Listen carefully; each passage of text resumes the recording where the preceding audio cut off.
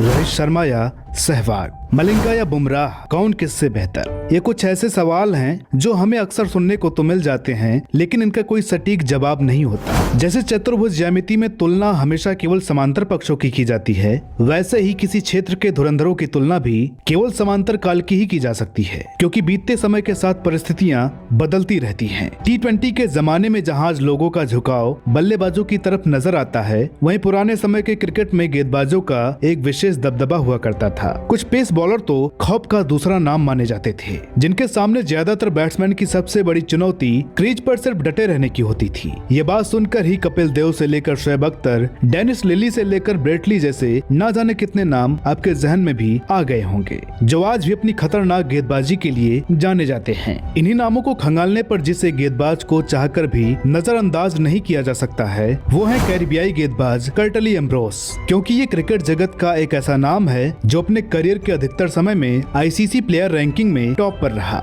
जिसे कभी दुनिया में सर्वश्रेष्ठ गेंदबाज का दर्जा भी दिया जाता था। आज के इस एपिसोड में जानते हैं क्रिकेट के इसी धुरंधर के जीवन और क्रिकेट करियर को, जिनके अनोखे कारनामों ने क्रिकेट के संभावनाओं के दायरे को और विस्तृत कर दिया। नमस्कार दोस्तों, मैं हूं अनुराग सूर्यवंशी और आप देख रहे हैं नारद टीवी। कैरिबियाई क्षेत्र का एक छोटा सा देश एंटीगुआ, जिसने विश्व क्रिकेट को सर विव रिचर्ड से लेकर Richie Richardson, Andy Roberts, Brian Lara जैसे महान खिलाड़ी दिए। इसी जमीन पर 21 सितंबर 1963 को बल्लेबाजों को खौफजदा कर देने वाले गेंदबाज कर्टली एम्ब्रोस का जन्म हुआ। इनके पिता बढ़ई थे, जिससे यह भी 17 वर्ष तक पिता के साथ मिलकर यही काम सीखा करते थे। खेल में इनकी रुचि तो थी, लेकिन इन्हें वॉलीबॉल खेलना पसंद था, जबकि इनकी माँ एक क्रिकेट प्रशंसक थी, जो कर्टली को भी क्रिकेट खेलने के लिए प्रोत्साहित करती थी। बस कर्टली ने यहीं से क्रिकेट खेलना शुरू कर दिया, जो उन्हें 7 साल बाद अंतर्राष्ट्रीय क्रिकेट तक लेकर गया। इस तरह सबसे देरी से क्रिकेट खेलने की शुरुआत करने वाले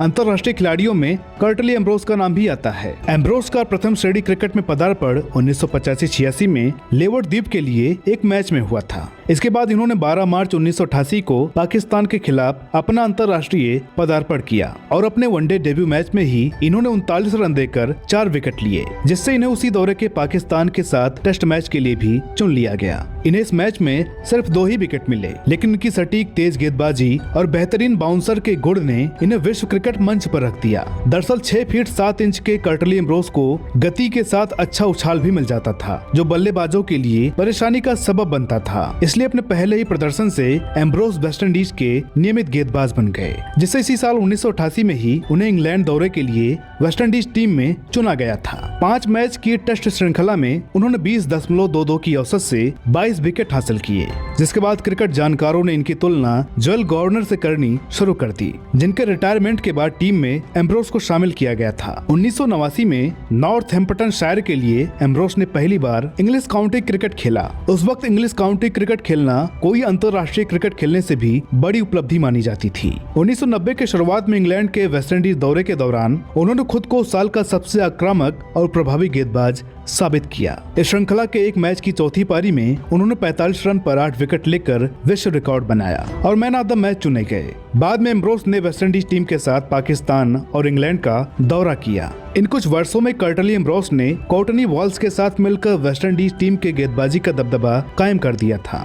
वॉल्स एम्ब्रोस की जोड़ी वेस्टइंडीज के शानदार पेस अटैक की अंतिम जोड़ी मानी जाती है। दोनों ने विश्व क्रिकेट के सभी मुख्य बल्लेबाजों को अपनी पेस और बाउंस से डराया। वॉल्स के पास पेस के साथ सटीक लाइन थी, तो एम्ब्रोस अपनी जबड़ा तोड़ने वाली बाउंसर के लिए मशहूर थे। इन दोनों की गेंदबाजी अच्छे से अच्छे बल्लेबाज को कपा देती थी। फिर जल्द ही क्रिकेट का वो महापर्व भी आ गया, जिसका बेसब्री से 4 साल तक इंतजार किया जाता है और इसमें खेलना खिलाड़ियों के लिए एक सपना होता है। 1992 का आईसीसी विश्व कप, जिसकी मेजबानी ऑस्ट्रेलिया और न्यूजीलैंड ने की, लेकिन अपने आक्रामक स्वभाव के विपरीत श्रृंखला में एम्ब्रोस के बेहद खराब प्रदर्शन ने प्रशंसकों को निराश किया और वेस्टइंडीज को पहले ही चरण में बाहर होना पड़ा, जिसके बाद इनके करियर खत्म होने के कयास लगाए जाने लगे। लेकिन जल्द ही अपने खराब प्रदर्शन से उभरते हुए 1993 में कर्टली एम्ब्रोस ने आखिर वो कारनामा कर दिखाया जिसने उस वक्त देखने वालों के ही नहीं बल्कि आज भी सुनने वालों के होश उड़ा देते हैं। एम्ब्रोस का वही अनोखा कारनामा जिसकी प्रतीक्षा शायद आप भी इस वीडियो में कर रहे हैं,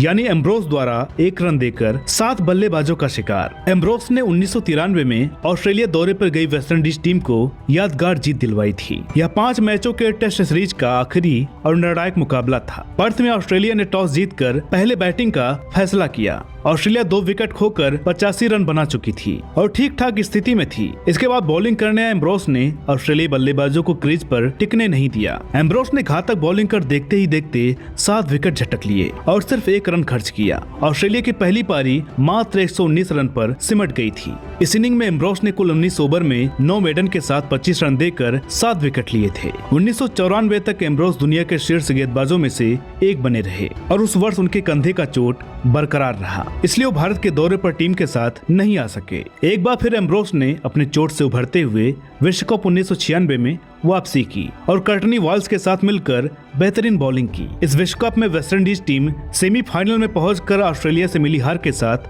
बाहर हो गई थी। 1999 में खेला गया वर्ल्ड कप एम्ब्रोस का आखिरी वर्ल्ड कप था, जिसमें वेस्टइंडीज अपने ग्रुप स्टेज मैच से आगे नहीं पहुंच पाई थी, लेकिन एम्ब्रोस ने 13.42 की औसत से 7 विकेट लिए और 2.35 रन प्रति ओवर दिए, जिससे एम्ब्रोस श्रृंखला के दूसरे सबसे किफायती गेंदबाज बने। इसके बाद एम्ब्रोस को चोटों ने लगातार परेशान किया। इनके ज्यादातर समय चोटिल रहने के कारण चयनकर्ताओं को भी इनका मजबूत विकल्प तलाशना ही पड़ा, जिसके बाद वो कभी भी नियमित क्रिकेट नहीं खेल पाए और 2000 में 23 अप्रैल को वनडे और 31 अगस्त को इंग्लैंड के खिलाफ अपना अंतिम टेस्ट मुकाबला खेलकर अपने शानदार करियर को विराम दिया। एम्ब्रोस ने वेस्टइंडीज के लिए खेले गए 98 टेस्ट मैचों में 2.30 की इकोनॉमी से 405 विकेट और 176 एक दिवसीय क्रिकेट करियर में महज 3.48 की इकोनॉमी से कुल 225 विकेट लिए। इसके अलावा एम्ब्रोस ने अपने 239 मैच में कुल 941 विकेट झटके और जैसा कि हमने बताया कि वह करियर का अधिकतर समय में आईसीसी प्लेयर रैंकिंग में अव्वल रहे। साथ ही वो दुनिया के एकमात्र ऐसे खिलाड़ी हैं जिनके 13 वर्ष के लंबे करियर के बावजूद बड़े से बड़ा बल्लेबाज इनकी गेंद पर छक्का नहीं लगा पाया। 1992 में एम्ब्रोस को Wisden cricketers of the year में से एक नामित किया गया था। अक्टूबर 2010 में उन्हें ICC cricket hall of fame में शामिल किया गया और विशेषज्ञों के एक पैनल द्वारा वेस्टइंडीज के सर्वकालिक 11 खिलाड़ियों में उनका चयन किया गया। क्रिकेट में शानदार करियर के बाद इस महान गेंदबाज ने खुद को संगीत की दुनिया में भी आजमाया। उनकी बैंड कंपनी पूरे एंटीगुआ में मशहूर है।